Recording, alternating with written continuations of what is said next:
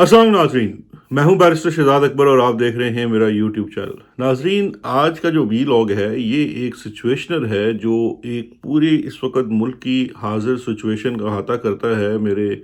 जितने सुनने वाले हैं और यहाँ बरतानिया में मिलने वाले पाकिस्तानी भी हैं, उनका एक सवाल पिछले कुछ दिनों से बार बार रहा, जिससे हुआ यकीन जाने वीकेंड पे गला बैठ गया लोगों से बात कर करके, अपना एक तज्जिया पेश करके, ये एनालिसिस पेश करके, ये हम किस सिचुएशन में फंस गए हैं और क्या होने जा रहा है। तो मैंने सोचा क्यों ना, और ये सवाल बहुत सारे व्यूअर्स का भी था कि इस सिचुएशन क्या है और इसमें से हम निकलेंगे कैसे और आगे क्या होने जा रहा है। तो मैंने सोचा क्यों ना एक मुख्तसर सा सिचुएशनल पैदा कर दिया जाए जो किसी खबर से मुंसलिक ना हो, लेकिन आज तक के हालात का पूरा अहाता करे कि आज हम किस जगह खड़े हैं। और जो कंपनी बहादुर है, या कह लीजिए कि एक लिहाज से ये जो आज का वीलॉग है ये मुखातिब भी कंपनी बहादुर से है और उनसे एक सवाल कर रहा है कि ज़रा सोचिए। बात कुछ इस तरह से है कि आपने पिछले 2 साल से जो भी पॉलिसी थी उसके तहत एक डायरेक्शन में आप चलना शुरू हुए, और उस डायरेक्शन में चलते हुए आपने इस मुल्क के एक मुंतखब वज़ीर आज़म का तख्ता उल्टा और उसे घर चलता किया। जो अब आप निज़ाम चलते हुए निज़ाम के अंदर फिडलिंग करते हैं तो फिर आपको बड़े आला पैमाने पर, बड़े पैमाने के ऊपर हर चीज़ के अंदर तब्दीलियाँ करनी पड़ती हैं, उनके अंदर दखलंदाजी करनी पड़ती है। आपको इस निज़ाम को हटाने के लिए, नए निज़ाम को लाने के लिए आपके जो बैरून मुल्क यानी कि हमारी खारजा पॉलिसी है उसके अंदर बहुत ज़्यादा दखलंदाजी करनी पड़ी। वहाँ पे आपको इंजीनियरिंग करनी पड़ी एक किस्म की, जिसमें यहाँ बात कर रहा हूँ कि जो डोनाल्ड लू वाला सारा एपिसोड हुआ उसके पीछे आप थे, ये बात पूरी खुल के वाज़ेह हो चुकी है।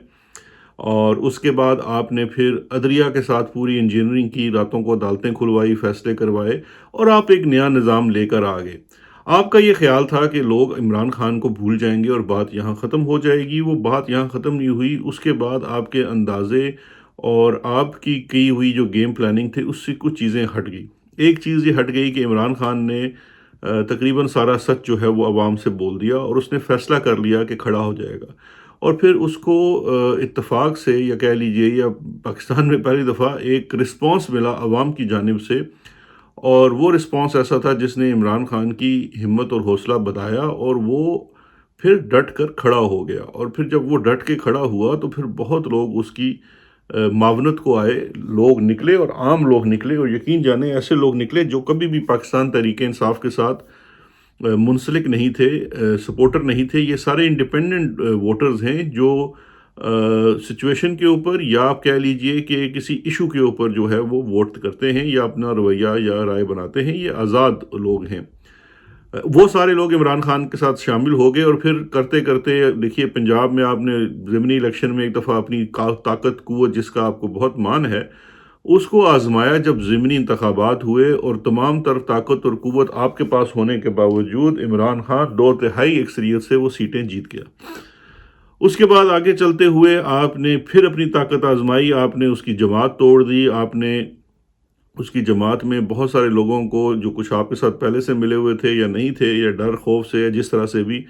हर किसी के लिए मुख्तलिफ चीज़ इस्तेमाल की गई। खैर, आपने अपनी तरफ से उसकी जमात को ख़त्म कर दिया और आप बैठे होंगे, सुकून का सांस लिया होगा जी कि चलें हमने काम कर दिया। उसने, इमरान खान ने अंडर 15 टीम उठा के खड़ी कर दी और उस अंडर 15 टीम ने आपको नाको चने चबवा दिए। आपसे जब ये भी नहीं संभला तो आपने इमरान खान को जेलों में डाल दिया और साथ उसके ऊपर 200 के करीब मुकदमात शुरू कर दिए, जिसमें से 4 भोंडे केसों में आप उसको सज़ा दिलवा चुके हैं। और जिस भोंडे अंदाज से आपने सज़ा दिलवाई, उससे आपके तमाम ये जो परसिक्यूशन है उसका भेद भी खुल गया। चलते चलते बात आगे इलेक्शन तक आ गई, और जब बात इलेक्शन में आई तो वही इमरान खान की अंडर 15 टीम ने अपने वो जो पुराने मंजे हुए खिलाड़ी थे आपके, जिनको आप प्लेसिंग कर रहे थे कि किसी को इस पार्टी में लगा दो, किसी को उस पार्टी में लगा दो, इसको इतने एसएचओज दे दो, इसको डीसीज दे दो, इसको कमिश्नर दे दो, इसको फलाना दे दो, इसको सेक्रेटरी दे दो। हर तरह आपकी अपनी केयर टेकर गवर्नमेंट, आपका अपना चीफ जस्टिस, आपकी अपनी पुलिस, आपकी अपनी एजेंसीज, हर चीज़ एक तरफ, और दूसरी तरफ इमरान खान की अंडर 15 सिचुएशन। उसने आउट परफॉर्म कर दिया सबको, और उसने इस वक्त पाकिस्तान तहरीक इंसाफ जो दावेदार है वो 180 से ज़ायद सीटों की है, 300 की असम्बली में से। اور اس میں یہ بھی ریزرو سیٹیں شامل نہیں ہیں۔ آپ نے پھر یہاں بھی سمجھا کہ نہیں، ہم ابھی بھی نہیں اپنے عقل کو ناخن لیں گے، اور اس کے بعد آپ نے ایک اور سچویشن کھڑی کر دی جس میں آپ نے آدھی رات کے بعد پری پول ریگنگ آپ کی الگ ہے۔ پری پول ریگنگ میں آپ کو یاد کراتا چلوں کہ آپ نے پری پول ریگنگ میں پہلے اس کی پارٹی توڑی، پارٹی توڑنے کے بعد ان کا سانس لینا تک بند کر دیا، ان کی پریس کانفرنسز، ان کے جلسے جلوس، ہر چیز کیمپیننگ بالکل بند، میڈیا کے اوپر ان کو بند، ان کا نام لینے والے لوگ فارغ، ہوسٹائل میڈیا ان کے خلاف۔ پھر اس کے بعد سب سے بڑا آپ نے سپریم کورٹ سے خود جا کے مینج کر کے اس سے بلے کا، پہلے الیکشن کمیشن سے پارٹی کی ڈی رجسٹریشن، ان سے بلے کا نشان چھیننا، ہر چیز یہ پری پول ریگنگ کے ضمن میں آتی ہے۔ پھر پنجاب کی چیف منسٹر، کے پی، باقی صوبوں کے چیف منسٹرز، کیئر ٹیکر، ہر طرح کا ستم ان کے کینڈیڈیٹس کے اوپر، وہ سارا پری پول ریگنگ میں آتا ہے۔ اس پری پول ریگنگ کے بعد جب آپ نے دیکھا کہ آپ انتخاب ہار رہے ہیں، تو رات کو پہلے ہی 2-3 گھنٹوں کے بعد جب آپ کو نظر آ گیا، تو آپ نے پھر پوسٹ پول ریگنگ، جو ڈبے میں بہت کچھ کرنے کے باوجود بھی آپ کامیاب نہیں ہوئے، آپ نے پھر ایک ایسے بونڈے انداز سے، کیونکہ ظاہری بات ہے جو چیز لاسٹ منٹ کی جاتی ہے وہ پرفیکشن تو ہو نہیں سکتی، وہ کی، اور اس میں آپ بری طرح سے پکڑے گئے۔ اب اس چیز کو انڈر کنٹرول کرنے کے لیے جو اب آپ کے معاونین ہوتے ہیں، ظاہری بات ہے کہ اتنے بڑے پیمانے کے اوپر جب یہ آپریشن کیا جاتا ہے تو یہ تو ہو نہیں سکتا کہ ایک ہینڈ فل لوگ ہوں، اس میں پھر آپ نے پورے پاکستان کی انتظامیہ کو بھی استعمال کیا، پولیس کو بھی استعمال کیا، سب کچھ کیا۔ پھر اب یہ ہے کہ یہ جو جس طرح سے آپ نے ہاؤس آف اسٹرا کھڑا کیا تھا، اس کے تنکے جو ہیں وہ بکھرنے شروع ہو گئے۔ آپ کے تنکے جب بکھرنے شروع ہوئے تو لوگ بولنا شروع ہو گئے، کیونکہ اب جو آپ کی ڈیمانڈ ہے، کچھ لوگوں کو تو نوشتہ دیوار صاف لکھا ہوا نظر آ رہا ہے کہ سچویشن کیا ہے اور ہونے کیا جا رہا ہے، اور یہ جو کچھ آپ سب کچھ کر رہے ہیں یہ ملک کی سالمیت کی کو داؤ پہ لگا رہے ہیں۔ ان میں سے ایک چیز لیاقت چٹھا کی پریس کانفرنس تھی۔ اب لیاقت چٹھا کی جو پریس کانفرنس تھی، یہ بیسیکلی یہ کوئی الزام نہیں تھا کہ آپ نے 4 اے سیز یا ڈی سیز اکٹھے کر کے کسی کے اوپر الزام لگا دیا۔ لیاقت چٹھا نے ایک کنفیشن کیا ہے جس کے اندر اس نے سب سے پہلے اپنا جرم تسلیم کیا، اور پھر آپ کے جرم کی، گناہ کبیرہ کی اس نے پوری کلی کھول دی۔ لیاقت چٹھا کی پریس کانفرنس کو اس تناظر میں دیکھنے کی ضرورت ہے۔ اب چونکہ ہم ایک کانسپریسی تھیوری والے ملک میں رہتے ہیں تو ہم اس میں بہت ساری تھیوریز تلاش کرنے کی کوشش کر رہے ہیں۔ کچھ کمپنی بہادر لوگوں کو میسیجز کر کر کے تھیوریز پیش کر رہی ہے، کچھ ہمارے نون لیگ والے جو بے وقوف لوگ ہیں وہ کچھ تھیوریاں مارکیٹ میں ڈال رہے ہیں، لیکن ایک چیز جو مین مقصد کی ہے اس کو ہم بھول رہے ہیں، اور وہ یہ ہے کہ یہ کنفیشن جو ہے اس میں سیلف امپلیکیشن ہے، تو اس لیے یہ کنفیشن ہے، یہ الزام نہیں ہے۔ اس کو رد کرنے کے لیے اگر آپ ڈی سی اوز کی پریس کانفرنس کراتے ہیں تو وہ ایک محض الزام ہے، یہ جو ہے لیاقت چٹھا والا الزام نہیں ہے۔ اس وقت اب سچویشن جو ہے، کچھ اب انفارمیشن کی بات کرتے ہیں۔ جو انفارمیشن ہمارے پاس ہے کہ وہ جو اس تمام چیز کے اس وقت جو موسٹ پاورفل انسان ہیں پاکستان کے، ان کے قریب ترین لوگوں نے کچھ تھوڑا سا اس کی، ویسے تو لوگ ڈرتے بہت ہیں، اس عہدے پہ جو لوگ ہوتے ہیں نا، ان کے ارد گرد کے لوگ بڑے ڈرتے ہیں اور ان سے سچی بات، سچا مشورہ نہیں دیتے، لیکن ان کو اپروچ بھی کیا گیا اپنے ہی ادارے کے اندر سے، اور یہ بات ڈسکس ہوئی کہ کافی چیزیں ہاتھ سے نکل چکی ہیں، maybe it's a time to take a step back. لیکن ان کا جو سوچ اور ان کی جو کہنا ہے وہ رپورٹڈلی یہی ہے، کچھ اور لوگ بھی رپورٹ کر رہے ہیں، ہمارے پاس بھی کچھ یہی انڈیکیشنز آ رہی ہیں کہ ان کا یہ کہنا ہے آئی ول فکس ایوری تھنگ۔ یہ ہے وہ مائنڈ سیٹ میری جند اور میری جان کا، جو چیزوں کو آگے نہیں بڑھنے دے رہا، اور یہ ہے اس سوال کا جواب جو لوگ ہمارے کامنٹس میں بھی ہم سے پوچھ رہے ہیں اور ویسے بھی پوچھ رہے ہیں کہ بھائی آگے اب کیا ہونے جا رہا ہے، کیا ہونا ہے۔ مسئلہ یہ ہے کہ پورے نظام کو، پورے سسٹم کو، ہر چیز کو ہم نے ایک جگہ یکجا کر کے جکڑ کے پکڑ لیا ہے۔ اب اس سچویشن سے نکل کیسے سکتے ہیں جب عدالتوں کو کھل کر کام کرنے کی اجازت نہیں دی جا رہی، میڈیا کھل کر کام نہیں کر سکتا، ٹویٹر آپ کے پچھلے 24-72 گھنٹوں سے بند ہے، پچھلے کچھ دنوں میں بار بار بند کر دیا جاتا ہے، انٹرنیٹ بند کر دیا گیا الیکشن کے روز۔ کیوں؟ کیونکہ ایک فرد واحد اس کا ذہن چل رہا ہے کہ جی میں فکس کر لوں گا۔ میں اس پہ لفظ ہار استعمال نہیں کرنا چاہتا، کیونکہ پھر وہ لوگ اپنی ذاتی وہ بنا لیتے ہیں کہ جی حصہ بنا لیتے ہیں کہ جی میری بڑی بے عزتی ہے۔ जब बात मुल्कों और कौमों की होती है तो ना ही आपकी कोई ज़ाती चीज़ होती है, ना ही उसमें कोई आपकी ज़ाती बेइज़्ज़ती होती है। ये चीज़ है चीज़ों को आगे लेकर चलने की। अ, अभी देखिए कि अभी रिवॉल्ट सिस्टम के अंदर से ना रिवॉल्ट होना शुरू हो गया है, और वो रिवॉल्ट जो है वो हमें ये लियाकत चड्ढा की सूरत में भी नज़र आया, और एक और रिवॉल्ट हमें अपने टीवी चैनल्स में भी नज़र आया। यहाँ पे मैं आपसे खबर शेयर करता हूँ कि हमारे जो टीवी चैनल्स हैं इनकी एक आपस में अनअनाउंस किस्म की जो डायरेक्टर न्यूज़ हैं उनकी एक एसोसिएशन सी बनी हुई है, जहाँ पे ये सारे लोग आपस में इकट्ठे होकर कुछ चीज़ों के ऊपर आपस में इत्तेफाक करते हैं या जो भी बात करते हैं अपने ट्रेड के हिसाब से।